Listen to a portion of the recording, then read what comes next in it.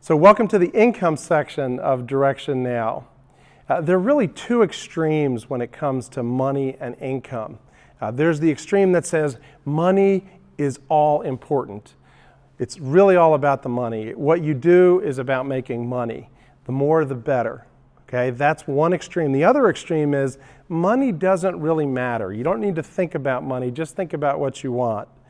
And you probably yourself, like me, you've swayed back and forth between those two extremes. Now, I think you know, as do I, that money will not make us happy. Money is not going to make our lives forever happier. At the same time, we do need to think about income. It's responsible, right, to think about how much money do I want? How much money do I need? And when it comes to money, there's a lot of emotions involved, aren't there? I mean, there's the emotion of greed. I need more money. Then there's the emotion of fear. Even just talking about money brings tightness to our chest and makes us feel like, we just don't deal well with it. Another extreme is gluttony. I just have it and I spend it, more money, more spending, until debt piles up.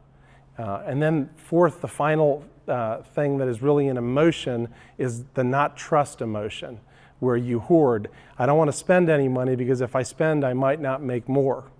If I give, I might not have more. So really, part of this exercise is to think, what does money maturity look like for you?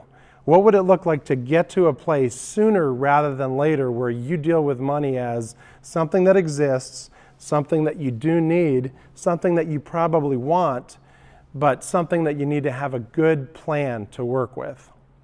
So 4 things I'd like you to look at in this section are going to be how much money will you need to make? Okay? So that affects your dream, it affects what you do. How much money do you really want to make? The second thing is, how will you pay for any education that you're wanting to get? Third, how will you deal with debt? Are you okay with going into debt for education? How much debt do you feel okay about? Or do you want to totally plan to stay out of debt? And then fourth, how will you save money? And how will you give money?